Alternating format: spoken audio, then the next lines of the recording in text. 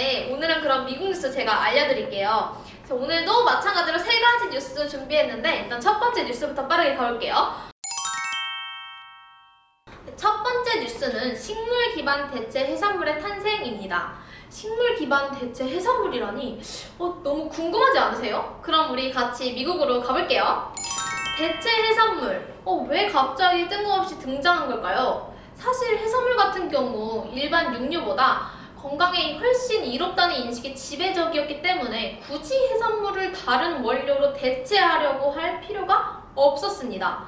그런데 농식품 수출 정보에 따르면 최근 해양 생태계 파괴나 중금속 및 미세 플라스틱 섭취 문제 등을 겪으면서 해산물 역시 다른 원료로 대체하려는 식물 기반 대체 해산물 식품 분야가 새롭게 주목을 받기 시작했다는데요. 그렇다면 식물 기반 대체 해산물 시장의 규모는 어떻게 될까요? 식물 기반 대체 해산물 식품 시장이라니 아직은 조금 어색하고 생소한 개념이겠지만 대체 해산물 분야는 생각보다 꾸준히 입지를 다져온 분야라고 하네요. 글로벌 시장조사 및 통계 전문기관 스태티스타가 제공한 그래프를 옆에서 볼 수 있듯이 대체 해산물은 2020년 미국 소비자가 구매한 전체 식물 기반 대체 식품 중 약 29%나 차지했다고 하네요. 26%를 기록한 돼지고기 대체육보다도 비중이 큰 거예요. 따라서 대체 해산물 시장의 전망이 사실 훨씬 더 밝은 것으로 보이는데요. 2020년 미국 내 식물 기반 해산물 매출은 전년 대비 23%나 성장한 약 1,200만 달러를 기록했다고 합니다. 올해 상반기 미국 식물 기반 해산물 분야 투자액은 약 7천만 달러에 달했다고 합니다. 그렇다면 현재 가장 주목받고 있는 대체 해산물류는 무엇일까요? 바로 참치입니다. 국제환경단체 그린피스에 따르면 참다랑어, 눈다랑어, 황다랑어 등 7개 주요 참치 어종 가운데 약 40%가 생태종의 최대 복원력을 넘어서 무분별한 남획이 이루어지고 있다고 하네요. 그래서 더욱 대체 해산물 식품 시장이 커져야 합니다. 그럼 제가 이제 식물 기반 대체 해산물 식품 기업을 소개해 드릴게요. 스페인의 미믹시푸드와 미국 오션허거푸드가 식물성 참치 분야 선두주자로 있는데요. 두 기업 모두 토마토를 활용해서 식물성 참치회를 만들었다고 해요. 피디님, 토마토로 활용해서 만든 식물성 참치회 어떠실 것 같으세요? 토마토 맛이 날 것 같아요. 토마토 맛이 날 것 같죠? 근데 신기하게도 미믹시푸드는 이제 토마토와 해조류 추출물을 이용했고 오션허거푸드는 토마토와 간장을 활용해서 참치회와 정말 비슷한 맛 그리고 식감을 구현했다고 합니다. 토마토 맛이 나지 않고 참치회랑 정말 비슷하다고 해요. 저도 언젠가 한번 먹어보고 싶어요. 다음으로 소개해드릴 기업은 소피스 키친입니다. 생선만큼 맛있는 식물 기반 해산물이라는 캐치프레이즈를 내건 소피스 키친은 식물 기반 생선 필레, 새우, 크랩, 연어, 참치, 통조림 등 다양한 대체 해산물 제품을 선보이고 있는데요. 모든 제품들은 글루텐 프리일 뿐만 아니라 콩 성분도 함유하지 않았으며 유전자 변형 농산물을 사용하지 않은 non-GMO 및 비건이라는 특징 또한 갖춰 채식주의 식단을 따르는 많은 미국 소비자들에게 아주 사랑을 받고 있는 브랜드로 알려져 있습니다. 식물 기반의 대체 해산물은 글루텐 프리, GMO 프리, 데어리 프리 등 최근 식품 소비자들이 추구하는 다양한 특징은 물론 원료가 복잡하지 않고 해산물을 섭취 시 우려되는 중금속에 대한 걱정이 없어서 임산부와 태아가 섭취하기도 아주 안전하다는 장점을 갖췄다고 하네요. 저도 기회가 된다면 우리나라에도 얼른 식물 기반 대체 해산물이 들어와서 꼭 한번 먹어보고 싶어요. 그런데 전 조금 걱정스러운 부분이 이제 점점 이렇게 식물 기반 음식들이 많이 생겨난다면 신선하고 새롭다라는 사실 생각도 들지만 한편으로는 제가 좋아하는 사실 고기의 질감 그리고 해산물 같은 경우에는 그 바다의 본연의 향을 사실 못 느끼는 거니까 그게 조금 걱정스럽고 아쉽네요. 피디님은 어떠세요? 이런 새로운 대체 해산물이 나오는데 마냥 좋기만 하신가요? 좀 궁금하네요. 저는 그냥 먹던 거 먹고 싶어요. 먹던 거 먹고 싶어요? 네, 건강보다 사실 맛도 중요하니까 그런 부분이 조금 염려가 됩니다. 빠르게 이제 두 번째 뉴스로 넘어갈게요. 두 번째 뉴스입니다. 네, 혹시 캐럿마켓을 아시나요? 당근마켓은 아는데 캐럿마켓은 뭐야? 라고 하시는 분들 분명히 계실 것 같은데 혹시 당근마켓은 혹시 다 아시는 걸까요? 혹시 모르니까 제가 당근마켓부터 간략하게 소개해드릴게요. 당근마켓은 야채 가게가 아닙니다. 당근마켓은 당신 근처에서 만나는 마켓의 줄임말이라고 하네요. 당근마켓은 대한민국의 중고거래, 소상공인 홍보 등 생활 정보를 공유하는 소프트웨어예요. 쉽게 말씀드리면 우리 동네 사람들과 벼룩시장이라고 생각하시면 될 것 같아요. 당근마켓은 고퀄리티 중고 물건을 동네 사람들과 거래하는 공유의 경제 공간이라고 생각하시면 될 것 같습니다. 그렇다면 캐럿마켓은 뭘까요? 캐럿마켓은 당근마켓의 글로벌 버전이라고 생각하시면 될 것 같아요. 당근마켓이 이미 해외 시장에 진출하였다는데 혹시 알고 계셨나요? 저는 처음 알았어요. 네, 원래는 당근마켓이 해외 진출 혹은 글로벌 시장에 대한 목표가 없었다고 합니다. 그런데 해외에서 K컬처가 이렇게 성공하는 모습을 보면서 한국 스타트업이 어느 정도 역량이 쌓였고 해외 좋은 회사에서 일하거나 경험이 많은 인재들도 상당히 많아졌기 때문에 이제 도전해봐야겠다. 우리도 글로벌 시장 한번 도전해보자 라고 생각을 했다고 하네요. 네, 그래서 당근마켓은 2019년 영국의 중고 거래를 중개하는 캐럿마켓. 근데 캐럿마켓이 좀 신기한 게 저는 캐럿이면 CARROT인데 K라고 했대요. 그게 아마 K가 코리아여가지고 그렇게 했다고 저는 봤는데 그것도 좀 센스 있었어요. 를 론칭한 이후에 현재 미국, 캐나다, 일본 총 4개국에서 서비스를 하고 있다고 합니다.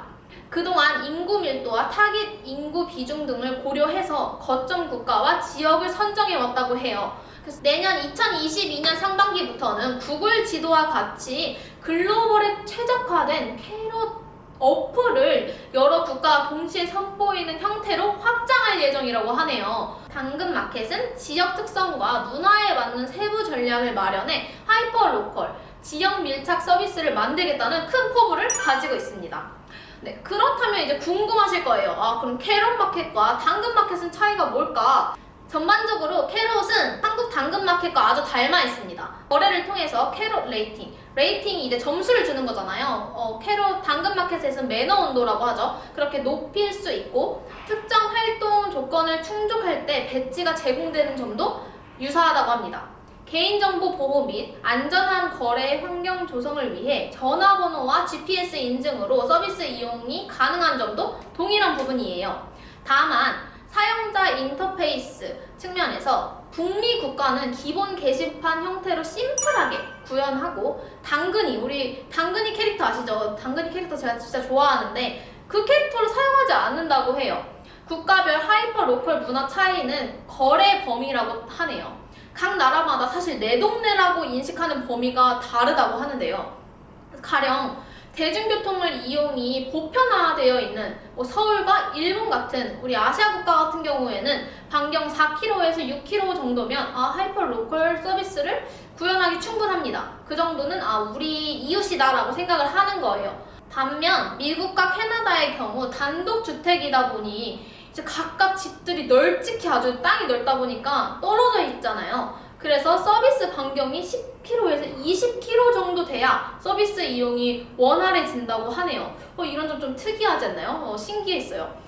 또 일본 같은 경우에는 일본이 어떤 국가죠? 좀 개인주의가 좀 중요한 국가잖아요. 그래서 개인정보를 사실 공개하는 거를 좀 꺼려한대요.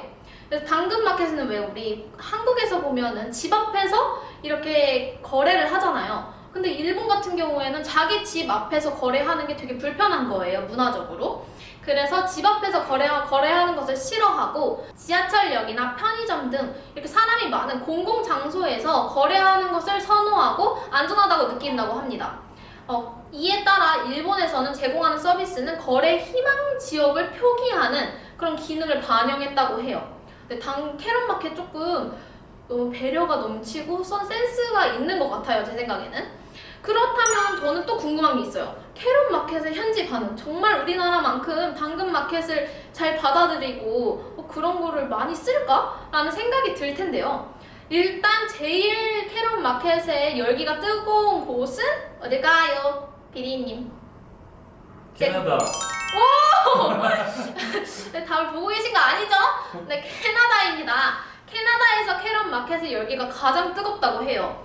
특히 토론토 같은 경우 서비스 시작 이후 매달 이용자 수가 평균 80%씩 증가하고 있다고 하는데요. 신기하네요. 이처럼 캐나다 대표 지역에서 캐럿이 인기가 끄는 이유에 대해 당근마켓은 어떤 입장을 표명했냐면 이미 해당 지역 내 중고 물품 거래 문화가 활발하기 때문에 이 문화가 사실 낯설지 않고 이미 이런 문화가 있었기 때문에 가능했다. 이렇게 인기가 많아질 수 있었다라고 하네요. 또 캐나다 내에 사실 한인 인구수가 사실 많잖아요. 토론토 같은 경우에는 한인 인구수가 정말 많다고 전 들었는데 그런 점도 한몫했다고 해요. 당근마켓이 한국 예능 프로그램이나 소셜미디어 등을 통해서 인지도를 높였기 때문에 한인 커뮤니티 중심으로 캐럿이 퍼지고 있다는 것입니다. 캐나다에서 서비스를 하고 있는 특히 캐럿 마켓은 특히나 지금 우리나라 당근마켓과 유사하다고 해요. 판매자와 구매자가 좋은 거래 평가를 받으면 이제 점수가 올라가는 캐럿 레이팅, 그 다음에 특정 활동 조건이 충족할 때 배지를 주는 정책도 같다고 합니다.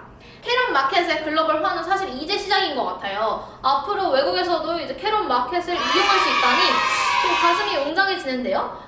이제 구글 맵처럼 캐럿 앱까지 만든다고 하니까 저 정말 기대가 됩니다. 두 번째 뉴스는 여기까지였고 세 번째 뉴스로 빠르게 가볼게요. 마지막 뉴스예요. 벌써 아쉬우시죠? 네. 마지막 뉴스는 영국 버킹엄 궁전 식탁에 김치가 올라가나? 입니다. 네, 어떤 뉴스일지 궁금하실 텐데요. 마크 플래너건은 영국 왕가가 머무는 버킹엄 궁전, 윈저성, 노퍼, 벨모럴성 등에서 요리를 할 예정입니다. 영국에서 굉장히 유명한 셰프라고 생각하시면 될 것 같아요. 사실 넘버원 셰프십니다. BBC 등을 통해 널리 알려진 한국계 미국인 셰프 주디 주이의 안내에 따라 호텔 셰프, 요리학교 강사, 음식 생산 메뉴 개발자, 영양 전문가 등 30여 명이 김치 담그기에 도전하는 자리였다고 하는데요.